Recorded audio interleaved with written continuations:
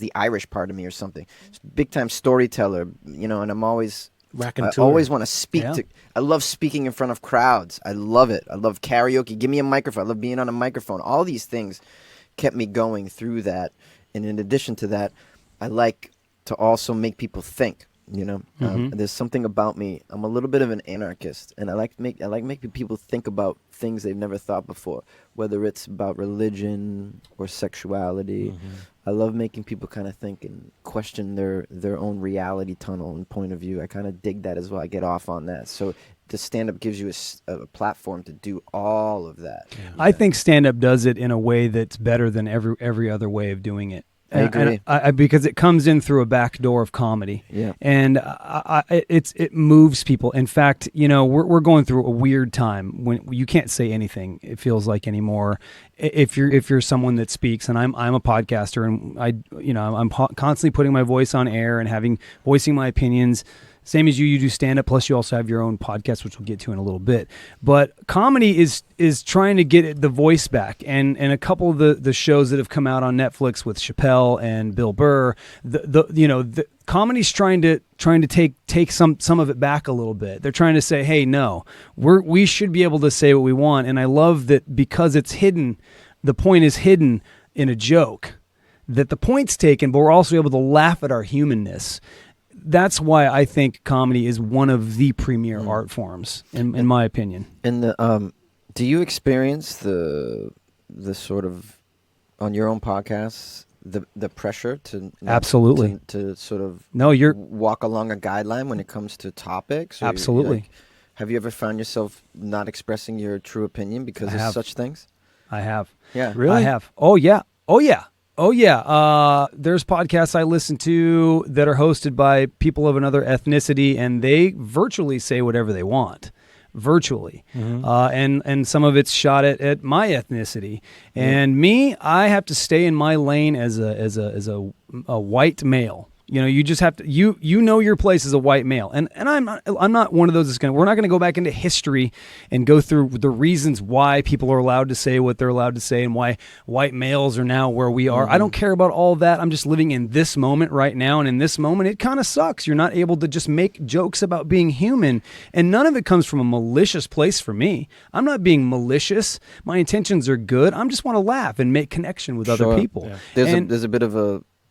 There's a bit of a situation though where you have language police that only absolutely they take things out of context, and what do you do about that? They only look at the spoken word rather than absolutely the emotion or intention behind it. Right. And when you take things out of context, it's very easy to do that. Super easy. Yeah, and then when you spread it with social media in tiny bites like we tend to do, people are not getting the context They either. are not. They're only getting the words. They don't know what happened behind it. And a lot of them don't give a fuck. They'll make a judgment just based on that. Now next thing you know, you get an avalanche of people who are just will shut you down. We'll shut you down. Yeah. We'll shut you down, whatever it is that you're doing. We're fortunate enough. We're not killing it with the podcast. We don't have like millions and millions of people. We can take a little risk right now, but there could be a time when we make it like big with the podcast, let's say, and then they go back and listen to our older episodes and then do it again to you.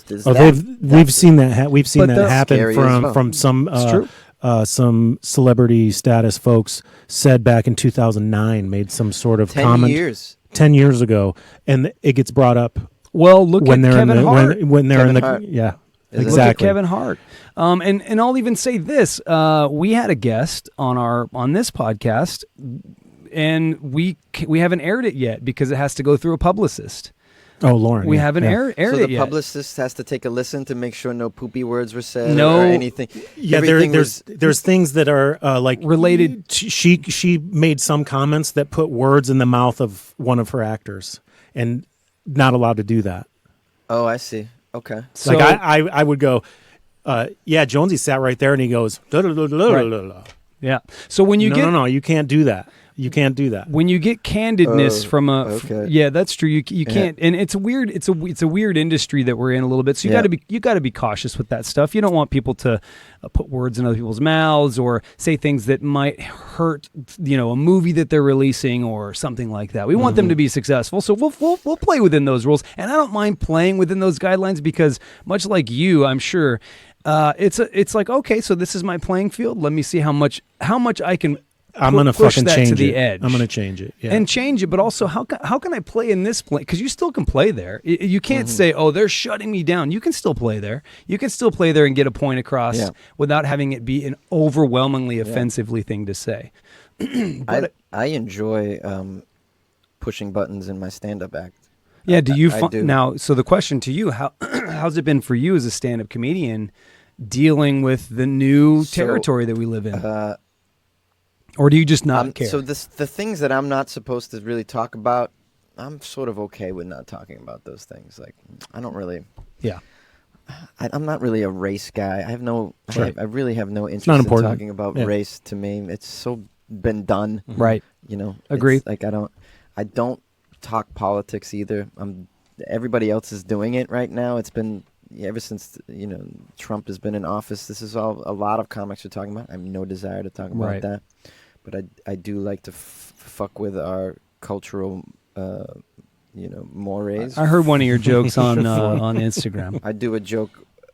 I do a joke about exploring the joys of trying meth.